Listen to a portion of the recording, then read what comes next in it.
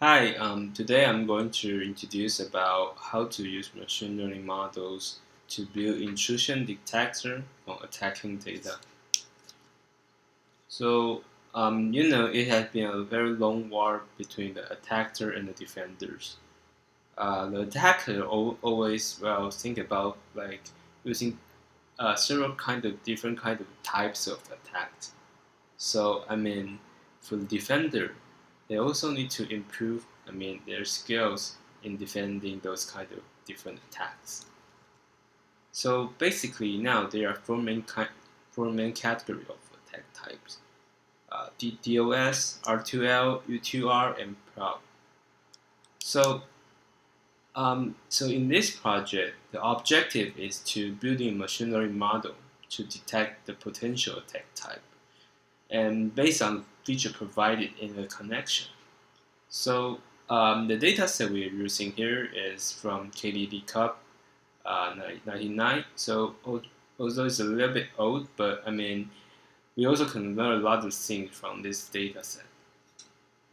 Um, if we could know like the potential attack in advance, and we can now filter the suspicious request now because now we have like machine learning models. So those kind of classifier will know what kind of attacks, what kind of connection might be the attacks.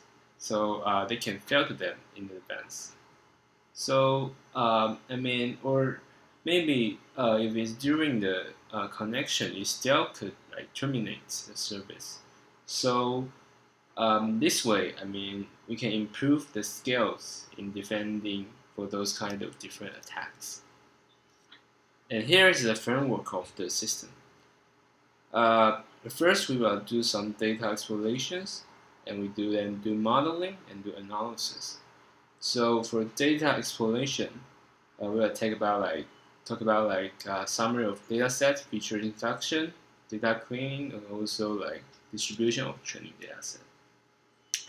So now we have like got around like 41 features and one response available, and we have like three main type of features, and I will talk about this later. And also we also from response variable. This variable is the variable we need to classify. So it's like we have like 24 different kind of classes. So as we mentioned, like there are four main category, and so the 23 different kind of attack type will just ties in those kind of four main category, and total number of training data set is around like 5 millions, and the testing data set is around like 300,000. And let me just try to just talk about like the feature introduction at first. So we basically have like have like 9 features is in like individual TCP connection. So it's like you give a connect, and you will have like a length of the connection, which is like duration in this feature set, testing engine data set. And we also got like content features within a connection by domain knowledge. So for example, this may be like the number of times successful login for the users and number of failed logins. So if like this connection did a lot of like failed logins, so this might be attacker. So the third feature is like uh, they will do some like is a time base, so they can know like within like 2 seconds what kind of thing happen. If there is a connection, it continue to make a connection with the server. If that they might be an attacker, right? So because they regular user they don't have like high frequency in connect with the server, so they may be like attacker.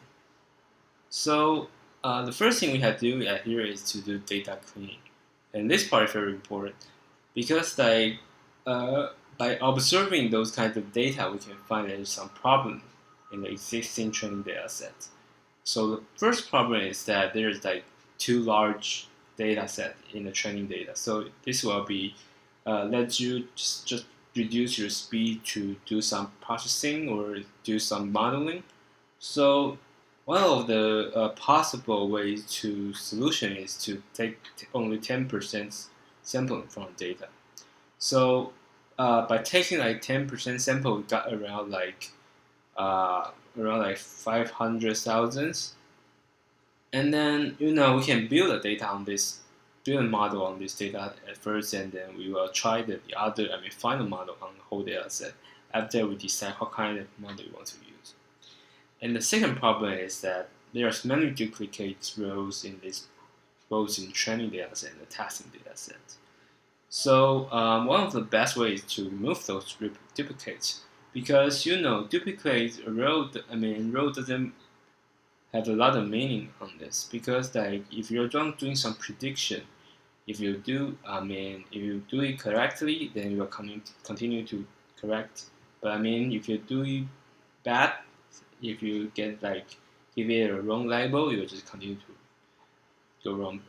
This is like, not to say that it didn't make any sense, but when we doing like the prediction, you also distort the results, because like you have a lot of duplicate. So one of the best solution is to remove those kind of duplicates. So anyway, finally we got around like 145,000 in training data, and also like 77,000 in testing data. So let me talk about the training distribution of training data first. So we can see like we mainly got like 24 types, and you can see at left this like in different kind of tag type, and okay, so we can take this in, just transfer it into a pie chart, and we can see like there's like 39, around like 40% data normal. And you can see Napture is like one kind of attack, and it counts for a very large number in the whole data set. So this is something that we need to be careful. And because you found that most of the type only have like small numbers in each unit, which means that the distribution of the training data set is skewed. So anyway, we have to be careful for this. And now I'm going to talk about the modeling part, which is like the generative model and discriminative models. And I've tried to apply for different kinds of models on this data set, and I will just talk about this, and we'll do some brief summary for each model. And basically, there's like two main categories of machine learning models, and one is called like generative model, and the second is called like discriminative model. And well, the main difference between them is like for generative model, it learn both like probability of attack type and probability of features given attack size. So which means that they will just inference that. As you see like the equation you see, they will try to maximize this, which means that they use a lot of like prior probability on this. So when you are trying to using this model, you have to be careful, because like if you are using a lot of like prior on this, sometimes if the distribution of training data and testing data are different, they will cause a lot of problems. And so when you're trying to do generative model, you have to be careful of this.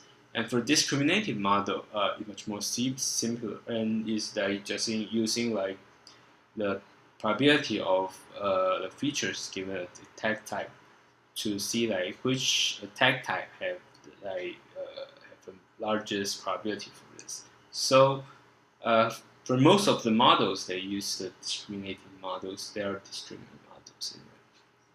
And So I will try to use different kind of models. Just two types of models and run the experiment and demonstrate the performance. And this is like just a general summary of the models I use. For naive-based models, uh, naive-based model is a kind of classifier like based on like using the base rules. So which means that you have very strong independence assumption between the features. And okay, so we are trying to maximize the equation as you see. So this is just an inference from the basis theorem. We are then taking the logarithm and remove the constant. Uh, so the bottom part will be disappear because that all of them are constant. And then we can see like the other equation like this. You can see like we just need to maximize this.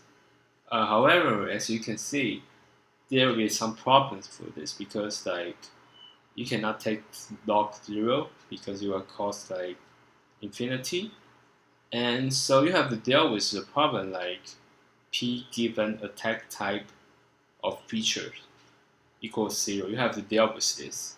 So no matter it's like if you're taking logarithm or not, you have to always have to deal with this because like this kind of thing like you need to, if it is a 0 anyway, even if you don't take log, it still become all of the value will become 0, so this will cause some problem.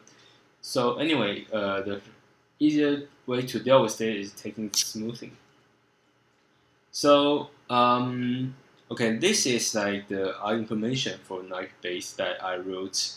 So you can take a look. So it's very easy. Just apply the models and into the library. And the parameter we use here is like threshold. So this will be different because like uh, this will this is this parameter mean like the value that we're replacing the cells with a real probability. So it's kind of like doing some smoothing on it. So okay, so we can see this like the result of the model. And yes, when we take like reference threshold, we will get like a very large difference between the results because of like we are doing smoothing or not. So we have to be very careful for this. And as we can see, we can find, the best accuracy is around like 0.5, which is like 0.8745. Well, it seems like it's not that good because like I already did all the model and found that this one is not that good.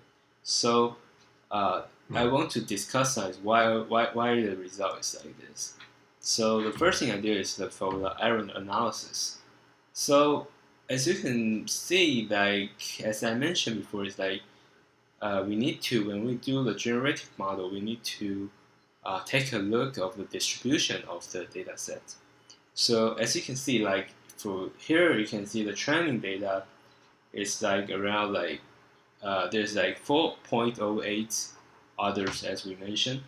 However, the testing data set seems very different because you can see now there's like high proportions in the others part.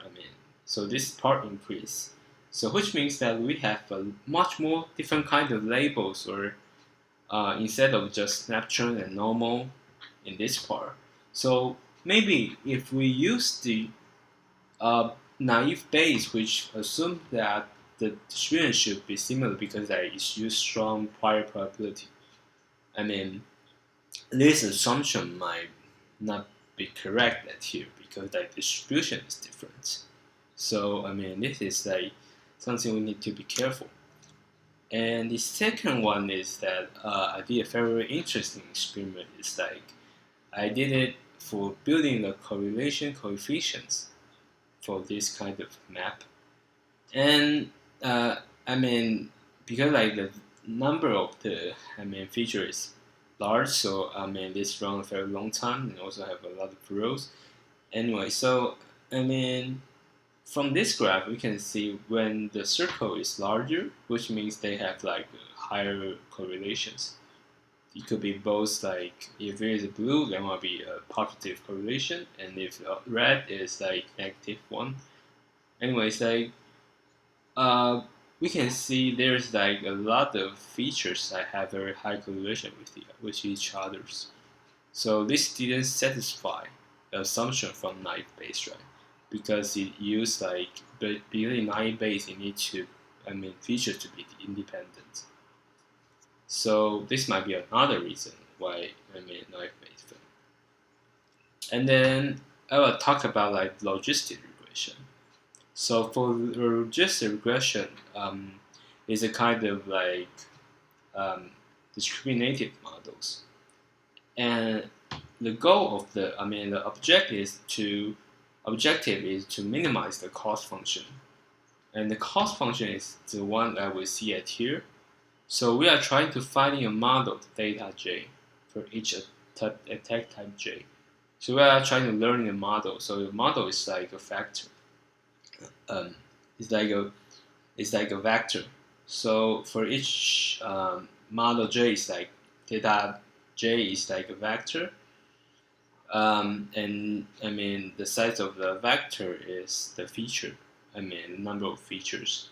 So you will just get like the inner product, and then you get the equation like this, taking exponential on it, and then you get like result. And anyways, that you need to minimize this cost function. So and then the other important part is that one of the problem of logistic regression is that it is very easy to overfit. So we also need to consider the theta. We don't need it to be like too large, because if it's too large, you might be overfitting.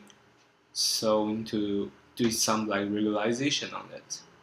So the regression term lambda is used for this, and then we take the gradient descent because that when you're doing like you want to find the like minimum of it, but the cost function is very complicated.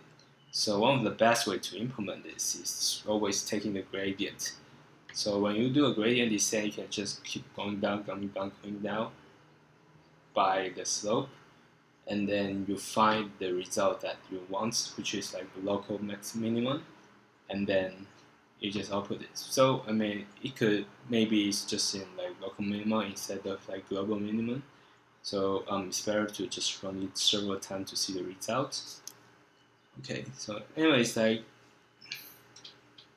this is like our implementation for logistic regression. So I'm used like GeoMNET, and this is like the fast library. I'll try a lot of different kind of library, and this one is I think it's one of the best that because you can have different kind of because like it actually help you to find the lambda instead of to let you to find by yourself. And also I used this and found that it runs faster than the other kind of logistic regression model. So I would suggest to use it if you want to try the experiment. And okay, so the results we can see at here is that the best one is around in the 0.05, and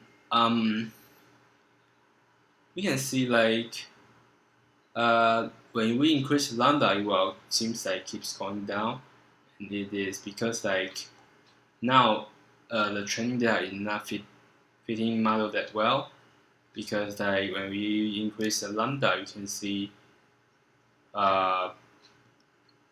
here is that the realization or part will increase. So which means that they will not to let through model overfitting. So, but like if you set the lambda too large, you also will harm your models, harm your accuracy. Okay, and then I'll talk about like KNN. So KNN, the concept of KNN is very easy. So it is like you find the top k nearest neighbors, and just to find which one, depends on the number of K. So you take the one based on the feature you get and find the maybe if like K equals 3, you find the top 3. Uh, I mean, the data in the training data, and sample in the training data, and find the closest 3, top closest 3 samples, and to see what label they got. What class they got. So in our data set is like what kind of attack type they got. So then you use that to predict. And you can find this, for example, like if you are the question mark is how you want to predict if K equals 1, it will be the Neptune because it is closer to the triangle. The triangle in green. And if K equals 3, it will be like there will be 2 square and 1 triangle, so it will be normal. The squares means normal. And the 7 is like you include all of them, so it's still Neptune because like for all of them there will be 3 Neptune.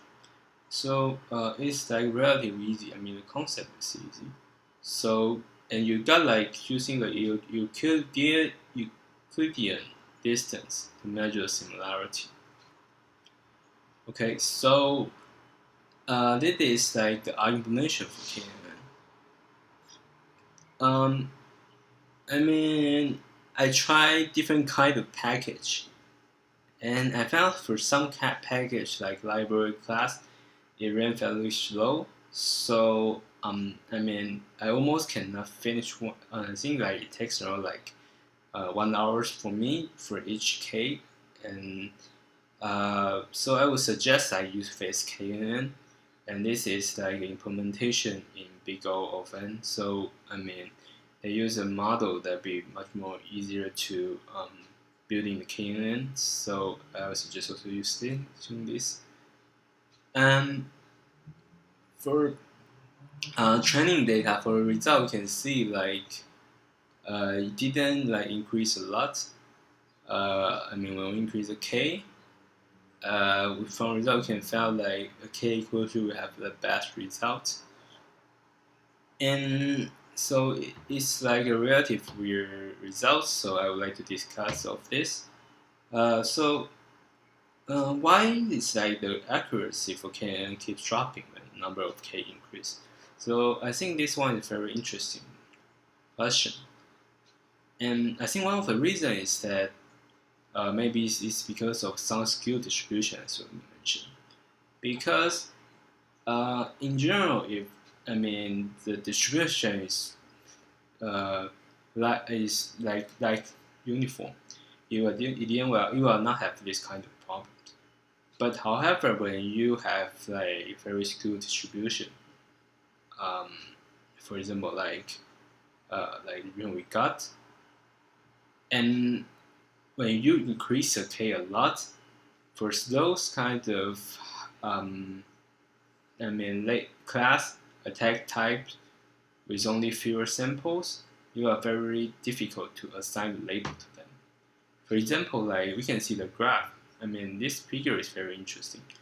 So when we increase the number of K, we can see like now the classifier only have like around when we K equals 300, you only have like around like 10 unique attack types in all prediction model. So which means that it is like, for example, like you have 24, at least like 14 type will not be assigned, right? So this will decrease the probability for them to be assigned. So I think maybe this is one of the reasons why this become bad. KN becomes bad. So we have to take care of this part. And the other model I use is decision tree. So decision tree is a tree-based model for classification, and you will spell the node based on like information gain. So So we can see the figure on the right. We can easily see what is the meaning of it. So when we get a testing example, we will just put it in, and we will build a tree to have a classified like this, and it will just depends on what kind of feature it got. So we will go right, go left, and go right, and we will find like a normal here. So it will be normal. So this is like very easy to be understand, and they will try to. How they design the features is like they use the information gain and entropy, and they will just because like basically you can grow the tree as much big as you want. However, this will also cause some problems, which means like you will overfitting. So we need to prune the tree sometimes. In most of the case, we need to prune the tree. Prune the tree.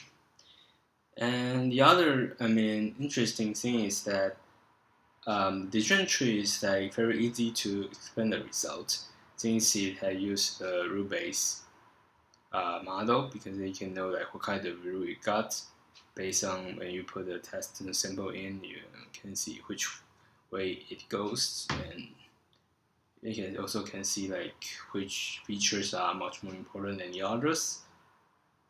And this like the implementation of the decision tree. So I use the rpart package, and PRP is using for drawing the figures. The tree I just draw one, and then we got like a parameter here. It's called means belt. So the means belt is like because we won't want to overfitting the model, so we just if like you need to is a minimum number of the observation that exists in the node. So which means like if we get like mean spell equal to 5,000, so it cannot be smaller than 5,000. It can be like 6,000, but not be like 3,000. So this will control the size of the tree. Okay. So this is like the x-axis is the mean belt. So we can find like it's around like at mean spell equals 5, you could get the best results. So the other interesting things I would like to discuss is for the decision tree analysis. So this is the tree. At the right, you can see there's a decision tree with mean spell 3,000, and this result is very interesting. So we can discuss about this. So one of the things is that sometimes you might be very familiar with a domain when you are doing a data science project, or data mining project, or machine learning project anyway. However, sometimes we can learn from it instead of just already need the domain knowledge for it. So let's take a look. So the first thing is that we can see the first feature is called like percentage of connection to the same service rate. So what is the meaning of this? So meaning is that is the users keep connecting to using the same service from the host.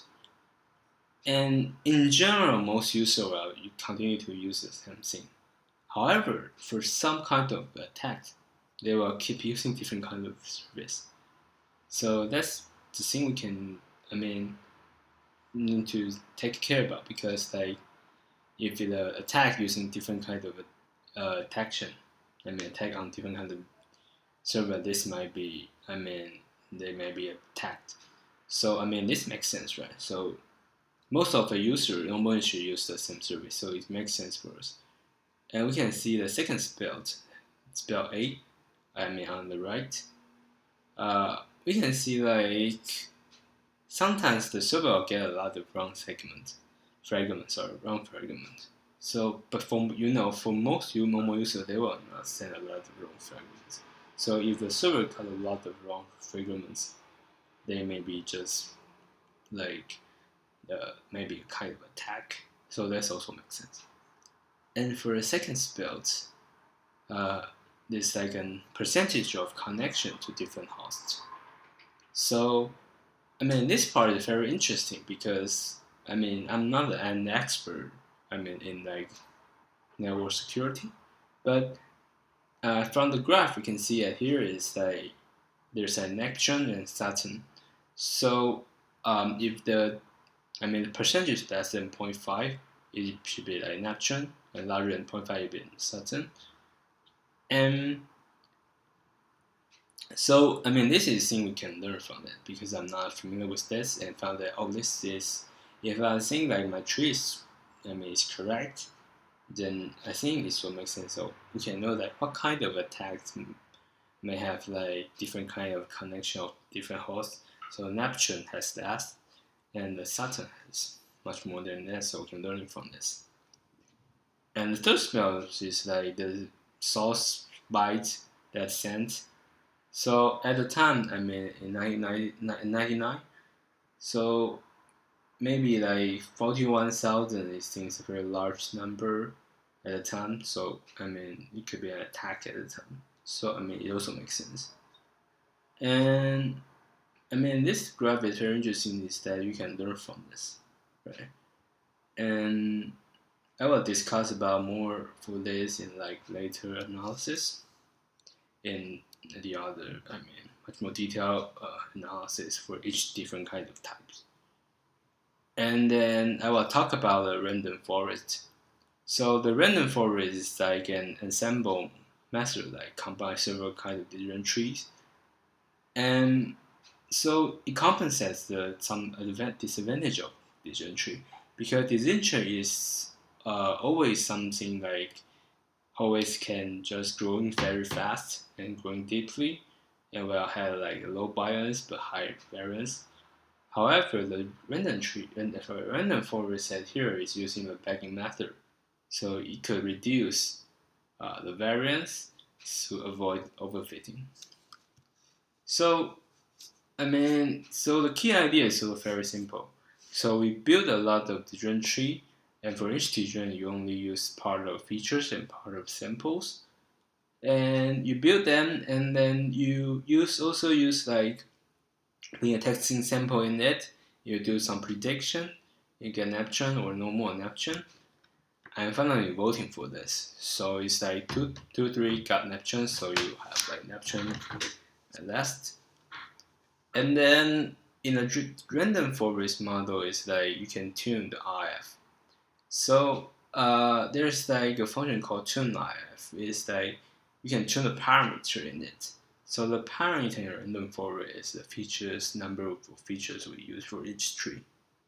So after I run the tune RF, I got around like it's like a number of features, and then sample as candidate at each build. So I get at 24. So I just use this in the model for generated the random forest and predict it. And this is the result I got. So we can see like this is like the best. It already had the best performance among all of the methods. And however, one of the problems is that it takes very long time in training. So how to fix this? So one of the great ways to do parallel computing. Also we can just achieve better performance funding, we need to improve the speed of it. We need to reduce the time to do it. So we want to do it parallel. So for parallel computing with R, it's just using a series like parallel machine learning algorithm, and this have a package provided by Revolution Analytics, and they have like for each package R Hadoop package, so to run kind of like parallel like machine learning. So I'm just trying to run the parallel version of random forest here. So we can see like here is like the way we can do in parallel, because like each decision tree, they didn't have like they don't need to be like sequence. how if you like some if you need to do something at first and then you can do other things, then it will be like a sequence. So in that case, it's very difficult to do parallel. I mean, training in parallel because like it depends on the other's part. However, for the random forest, we don't have this kind of problem. So we can just try to training each part separately. So we will have like mapper 1, mapper 2, mapper 3, or part 01 brand. Depends on what kind of thing you use. And then you training for each part. And then you got like what kind, depends on the testing sample. And so you assign a label for it, just as the same we did before, and just do voting. So for voting part, it's like a reducer. You collect all the results from each mapper, and you got like the final result for voting. So here's like the result. Why we need to do the parallel. So as you can see, it is very clear that the parallel random forest increase a lot of speed. You can see, although like at first it seems like 90 seconds compared with the 15 seconds, it seems like a little bit slow because of the communication cost. However, when we increase the number of the trees we need to build, it's definitely, I mean, decrease the time comparing with the other, I mean, non-parallel forests. So, I mean, it's very important to do it in parallel if it is possible. And finally, I will talk about like the analysis. I mean, for my friend work. Last part is like I will talk about like different kind of statistic method to analyze the data. The two parts. One part is called descriptive statistic, and the other one is called inferential statistic. So I will use both of them to talk about how we learn from the data. So at first I do the descriptive statistic at first. So here it's very easy because you know for most of the features they are just a numeric. So I take them the average of each. I mean each attack type. We just separate in each features. So like you can see from the table, you can see we have like for each feature we have the average value for each attack type. So for example, like you can see the port switch is like a very large average value in the duration because like maybe scanning all the ports, so it takes a lot of time, and you also send a lot of source bytes. You send a lot of bytes to the source to destination. So I mean from those kind of average value, maybe we can learn something from that. Okay, and this is a lot of table because like there is totally like 40 features, so we have to build all of them. I mean, here, but I will just do a very brief summary for each attack type later. So okay, so here you can see like there's like characteristic of attacks in DOS. So based on the table we produced before, we can see one of the common characteristic is that we have like for very short duration for DOS. So why is that? Because like for DOS, you need to send a large number of connection to parallelize the server. So it could be like you just send it in very short time, but send a lot. So there's like basic idea of DOS. So that server deny of a service because it is being parallelized. And for each kind of individual characteristic of each attack type, they also like have different kind of characteristic. Like back, they have like large number of source and death by. and teardrop. They have like a lot of wrong segment. So I mean, the napkin is like the one that we saw. There's like a lot appearing in the distribution. I mean, training distribution, distribution of training data.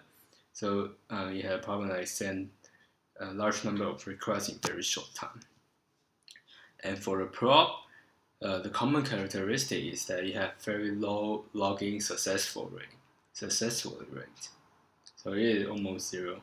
So it's like you do some like post sweeping. So like you didn't even like successful login. You just need to want to like have like just do it very quickly and scan a lot of ports as you can.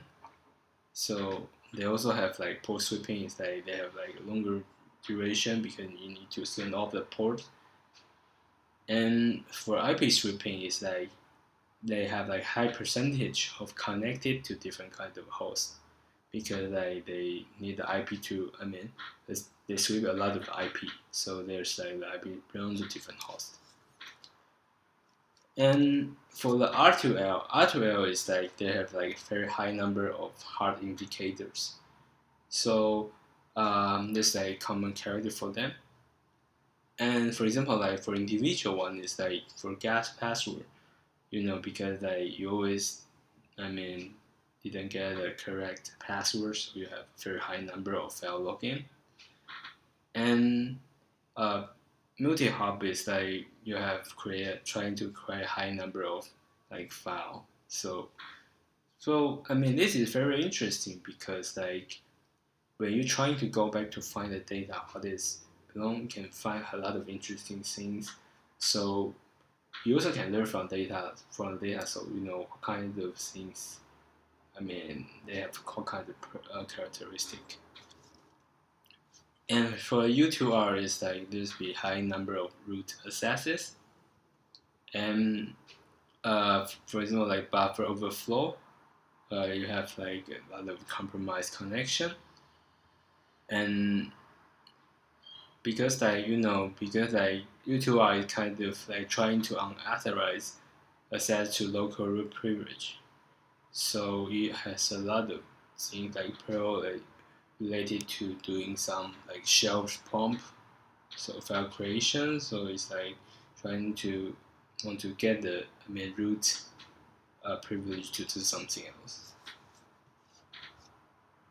And okay, so I want to now do some summary for the model I did. This part is like it's like inferential statistic. So we build a model to do predict, and we can find that the random forest is the one that has the highest accuracy from among all of them. And the worst one is the knife base. Then as we say is that because like maybe it's because of the distribution of the data. And for the time that we use is like we spend a lot of time on breeding random forest, so it will cause some problem because like people don't want to wait a lot of time, and you don't remember that sometimes the data is even larger than this. So to be careful for this part. And KNN is the things that you did the fattest one. And in fact, like this one is a very good implementation, using a tree to build KN fastly. So I mean, KN things like have a very great advantage here, and we can see like the tree also performed very well here. So let me to do some conclusion for my presentation. So first thing is that for model comparison, we can see the random forest has the best accuracy, but like the worst running time. And so I mean the result is like the KN and the decision tree are better choices if you want to consider both accuracy and runtime at the same time. And the other key takeaway is that we need to remember like what kind of attack that has belonged to some kind of characteristic. So for DOS, a short duration, and I mean for each kind of thing, they have a different kind of duration like this. And the last one is like, in fact, there are some tricks that can reduce time to building models. For example, like taking 10% of sampling from training data, or you can do some data cleaning and found unnecessary samples, like duplicate them. So in conclusion, I would say you can try. Sometimes you can. It's very important because sometimes, many times, you need to deal with very large scale data. So you always need to think of how to improve the speed of it, improve the algorithm, or is it possible to do it in parallel so you can increase the speed of it. And I think this is one is very important. And that's my presentation, and thank you.